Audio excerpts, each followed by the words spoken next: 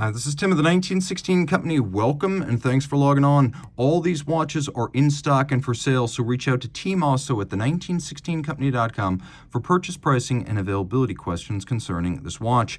Today, we discuss a phantom and a legend.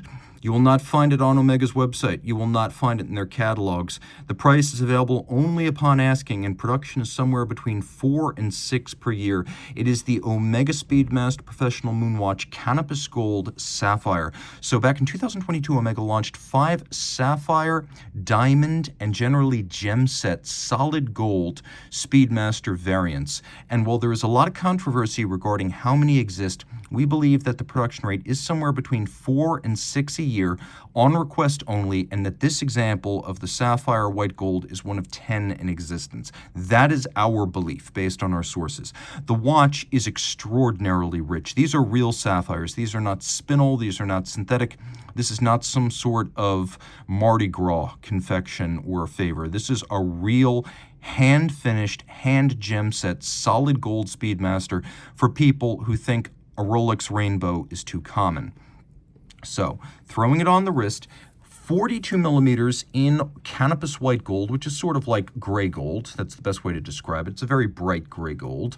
The watch is actually only 47.5 lug to lug. So this latest version of the Moonwatch is modeled after the historic 10512, which was one of the earliest professional references and the first to walk on the moon. So having a pivoted end link bracelet, it actually wears smaller than previous versions, even though the case dimensions are identical. It's a very solid feeling watch. If you believe that your luxury watch should feel its price, this one does. The bracelet's a nice vintage evocative piece with short cross sections, many removable links for sizing, and then inside the clasp you can see there's a push button slider that allows you to, assuming you're not behind a camera like me, push the button and then slide in and out. It's actually quite difficult to do without just putting it on the wrist. So there you go, and then it slides right out like that. Okay. So now the way this works is that there are baguette gems invisibly set into the bezel. And production is constrained by finding the correct color to produce this smooth gradient. There's only so many sapphires that can be used. And you'll notice how there are no little gold pincers holding them in. The inner bezel and the outer bezel are the only elements locking these in place. And then you can see further that the gems on the dial match the gradient of the bezel, and if you look really close, you can see that each one of the indices here is actually 2 distinct gems. We have this lovely silver satin dial with white gold hands, and then in the dark, there's enough lume, you can get by with that, and it uses the latest Moonwatch caliber 3861, so manual wind, cam lateral clutch, but with a world-class cam feel, 50-hour power reserve, free sprung, anti-magnetic. It's a master chronometer, which is COSC, but then on many counts far more, effectively amagnetic. It has a silicone hairspring. It is still distantly Lamagna based, so you get that heritage inherent with this watch. This is a Speedmaster you will never see again, even in my line of work. It's the first for me, and it may be my last. If you want to spend a little bit less money on your integrated bracelet sports watch and you want greater integration and perhaps a little bit less price on every front, steel and a Royal Oak midsize will get it done. This is the reference 15550ST. So this is the anniversary year launch, and we know it because this one features the 1-year only anniversary white gold rotor, which is extravagantly skeletonized, interior beveled, mirror finished, and you can see the center of the rotor is octagonal like the bezel of the watch. The watch is 37, but the presence on the wrist is greater than that, partly because if you measure end link to end link, the total distance across the wrist is 49 millimeters, which is not small.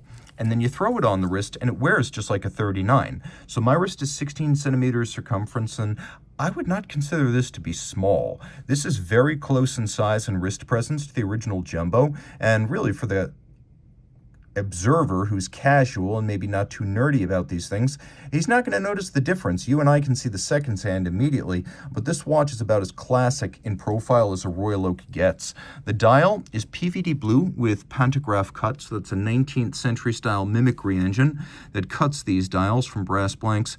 And you can see that the Grande Tapisserie that is present has tens of thousands of little divots and dots. So this is an incredibly nuanced and detailed cut, and it becomes more so the closer you get. Taking a look at the case back, you can see this is Valchet-based caliber 5900.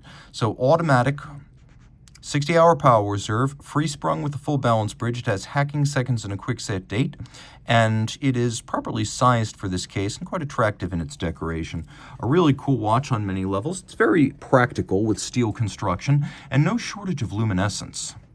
We're going to go in the opposite direction now with something that is ultra thin and ultra rare. But from Arnold & Son, you are looking at the UTTE, the ultra thin tourbillon escape. Now, it's a 42 millimeter diameter watch, but the movement itself is incredibly slender to the point that when this debuted in 2014, it was the thinnest tourbillon regulator in production. You could see that the entire watch is also under 9 millimeters thick, and that despite an 80 to 90 hour power reserve and a flying tourbillon with no upper bridge to block your view. It's over 14 millimeters in diameter, so it's also a very large tourbillon. You can see the decoration is high horology, and that the watch features a lovely grained dial. The lugs are beautifully welded onto the case, a very old school, laborious way of handcrafting a case. And then we have on the reverse side, finishing of the highest order. You can see solarization on the ratchet wheels and the crown wheel. You can see that the ratchet wheel over the barrel right here is actually double solarized. Here's the click preventing the mechanism from running backwards. Its screw, as well as most of the others, are fired blue. And you can see that the bridge for the tourbillon on the underside has been freehand engraved with Côte de Soleil, or sunburst stripes across the bridges, and then high-quality mirrored beveling. Truly gorgeous stuff from a brand that doesn't get enough credit for being a fully integrated manufacturer, because Arnold & Son is the brand name used by the manufacturer La Joux-Perret to sell watches in its own right rather than simply selling movements to others. A very special watch. Say you want something a little bit more budget friendly. The IWC Mark 20. Now, this is the IWC Mark 20 as it debuted about 3 years ago in green dial form. So 40 millimeters in diameter in stainless steels, the 328205 model. Remove some of these surly fingerprints from the dial. And this is a big step up for the Mark series. First, because the movement is now, by the way, that's easy exchange. I should have been a little bit more careful when I fitted that. Easy exchange allows you to pop the strap off just by pushing the button, which I think I must have done inadvertently. But here's another thing that I like. They put the quick release system in the strap rather than making it integral to the case. So unlike something like, for example, a Cartier Santos where you're locked into using their bracelet, or Hublot's system where you have to use their strap, here is a conventional spring bar. The strap has the quick release system built in, so you can use any strap that fits that lug spacing. And it works just like a car seat belt buckle. You just got to make sure that when you put it on, you snap it into place. But like I was saying, this was a big upgrade for the Mark series because now we have a true 100-meter watch rather than 60, and it's got a 5-day power reserve rather than the previous Sellita and ETA-powered versions that were typically about 38 to 42 hours. The watch has hacking seconds, a quick set date. It's quite well loomed. It's highly legible. It's in the tradition of the great Mark 11 that debuted back in the 1940s, and the series has run pretty much uninterrupted. This, along with something along the lines of a Portuguese or hand wound, the absolute heart and soul of IWC in German-speaking Schaffhausen, Switzerland. It's a pretty thin watch too, and frankly, by modern standards, this could easily be your dress watch and your sports watch. It works well on every level, and it is a great gift to give. The timepiece features here a rubber IWC factory strap, so if you want to take it swimming, no need to swap out there. Just a lot of fun to own and a great way to get into IWC. If you want to spend a lot more money on your pilot's watch, I've got this legend right here. Many have spoken of this watch. Few have seen it in person. It is the Breguet 3827 PT, a 2003 model year platinum salmon dial Transatlantique, and it is a Type 20 Transatlantique because you can see it has the date. The Aéronaval has no date. The watch features a dial that, unlike a conventional Type 20, has all applique white gold numerals rather than printed features. And then if you look carefully, you can see a feature of this dial that's not well captured in photographs online, which is that the whole dial has an azurage or concentric pattern. You will find there is a surprising amount of lume on this watch. watch, including the chronograph seconds, the big eye style chronograph minutes, and then the bidirectional rotating pilot's bezel. The whole watch is 39 millimeters in diameter by 14.4 millimeters thick, and it's only, believe it or not, 45.5 lug to lug. So you could throw this watch on just about any wrist size and it'll fit. It's got a full platinum clasp too. They didn't cheap out and give you a white gold clasp. Now the strap is very stiff, so I'm pulling it tight, but this is suitable for a wrist as small as 14 centimeters circumference, maybe even 13 and a half as the strap softens up and becomes more flexible. And the watch is stunning in every way. It's also 100 meters water resistant, and as with the original Type 20 of 1954, it is a flyback chronograph, so reset and restart without first stopping. 90 pieces made, individually numbered. This one's full box and papers.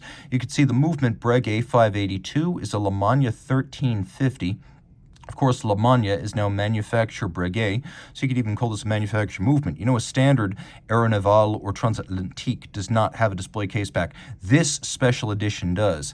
You can see you've got a Paul-based bidirectional winding system, 4 Hz beat rate, 48-hour power reserve, a very sophisticated cam lateral clutch layout. The 1350 is regarded as one of the best cam chronographs ever made, and it has a very crisp feel, too. You've got the flyback capability and rock-solid reliability in a watch that really represents the heart and soul of Breguet, their longest running model series and one of the finest in history. Everyone wants this version of the Type 20. You can get this one with the full box and paper set too, a rare opportunity. Sticking with Breguet for a moment, let's talk about something we don't often see. The original Tradition launched in 2005. That was the 7027. This is the rarely seen 7037 that came out the next year, 2006. So for 2006, we got a slightly larger case at 38 millimeters. That's one more. And we got a nifty retrograde seconds indication that jumps once a minute. And on the back, a tribute to the old Perpetuel self-winding Breguet pocket watches, we get a winding rotor for the movement. Now, the watch features I'll make sure I keep that retrograde visible, a silicone hairspring that's also an overcoil. This is patented by Breguet. It's very difficult to make a silicone hairspring. I'll make sure you can see that retrograde well before it jumps. It's very difficult to make a silicone hairspring that has 3 dimensions, that is an overcoil. So Breguet's methodology was to create it in 2-piece with deep reactive ion etching and then clamp the 2 together, so you get the famed Breguet overcoil that breathes concentrically and keeps consistent time in every position, but you also get the anti-magnetic qualities of silicon. We also have a free-sprung balance of extraordinarily modern design with aerodynamic recessed bolts for more precise setting, as well as reducing the effects of aerodynamics on timing, a big barrel at center, 50-hour power reserve. You can see we have finger-style bridges, frosted. Everything here is frosted, bridges and plates, but you can see that the bridges are mirror polished on their edges. Here we have locating pegs that use their height to help locate bridges on the base plate, and then they're polished on their tops. The dial made of solid gold, cut on a rose lathe and a straight line machine, and then silvered.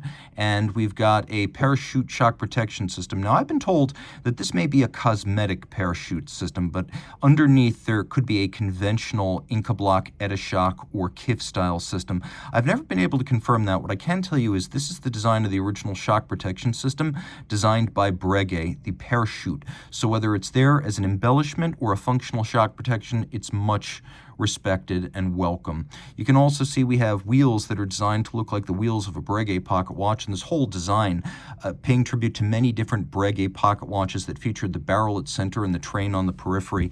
On the back, you can see the rotor has been beautifully, I would say this is scratched in a gratte-main fashion or scraped by hand. And then you can see all of the frosting of the bridges, the mirrored beveling, and the mechanism that underpins the retrograde, which is very, very cool. All adjusted in 5 positions and artisanally decorated. Remember, these bevels are as good as anything you'll find from the Holy Trinity.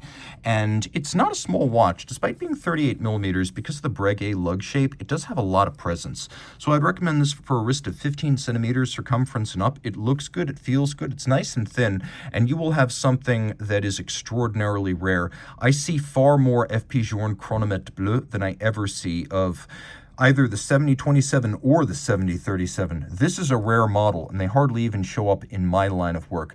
The case is cold rolled and then hand finished to create the coining. The lugs are welded on. The strap is retained with screws and bars. There is no compromise in the execution of this watch. It is beautiful on every level, and you can see, of course, it is made of precious metal. The 7037, this one made of white gold. A beautiful timepiece from a brand that is criminally underrated. I don't think Moser is underrated anymore. I think they have the respect they've long deserved, which is why I'm not going to say that this is a sleeper, but this lovely H. Moser & C. Endeavour concept, lime green, shows what the brand does so well and why it is now elevated in esteem among collectors. So there's no branding here. It doesn't say Swiss made, no Moser signature, and yet you know who made this. This is the Endeavour case, so you can see a combination of scalloped case flanks and a concave bezel, 40 millimeters in diameter, 11.5 thick, 47.3 lug to lug. It features a gold hammered dial base, on top of which 3 different translucent green enamel pigments are placed, 12 different layers and firings at 800 degrees centigrade to create the fumé smoked fade you see here. We have a fired violet brown seconds hand, which often indicates special timing refinements on a Moser, and so it is. Manufacturer HMC 200 movement. It does feature stop seconds. Also a free sprung balance and a full balance bridge. Also an escapement, hairspring, and balance wheel of Moser's own construction. But the highlight, these 2 horizontally opposed flat hairsprings in any position, because they are exactly equal and opposite in orientation as well as geometry.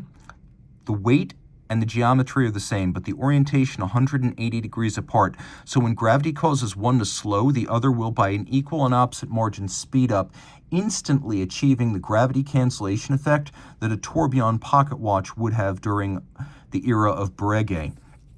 So the watch is enamel, double hairspring, manufacturer movement, and a very, very beautiful execution that wears well on a smaller wrist, super thin, comfortable, and everyday viable in stainless steel. It's not so delicate that you're afraid to scratch it. It's actually quite tough, with a movement designed for a sports watch, albeit generally not equipped with the double hairspring. By the way, at Moser, when you see the blue balance bridge, you also know you're looking at something very special. We finish up with the big piece, literally the biggest piece on the screen. This watch right here from Greubel Forsey launched in 11 pieces in platinum for 2010. Now, I realize there might be some confusion because it says 186 of 186 over there.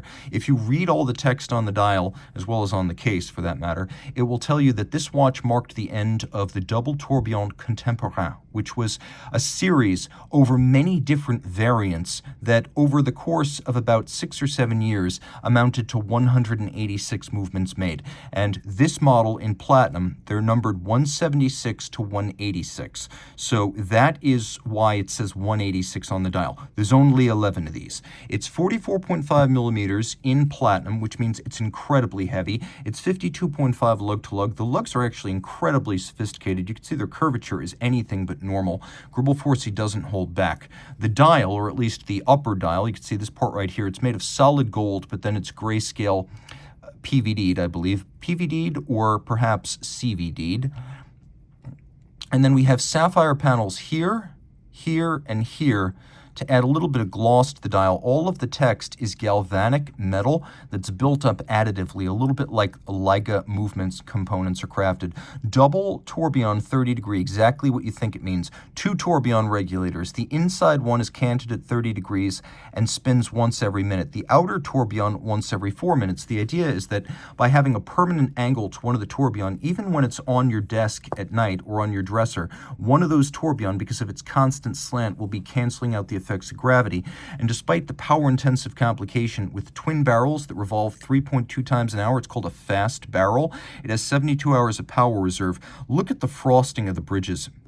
They're made of German silver, and the frosting done with a wire brush, both polished and blued screws. Beveling that's a mile wide and bright, but then look at this fully rounded and mirror-finished steel bridge on both sides for the tourbillon. The tourbillon free-sprung 3 Hertz with an overcoil hairspring, and the watch a genuinely awesome timekeeper. As in 2011 at the Concours de Chronométrie, the double tourbillon 30-degree technique, which is mechanically identical to this, scored the highest official score of 915 points out of 1,000 of any watch ever evaluated in the chronometry trials. details. So this watch is a functional tourbillon, not just a embellishment.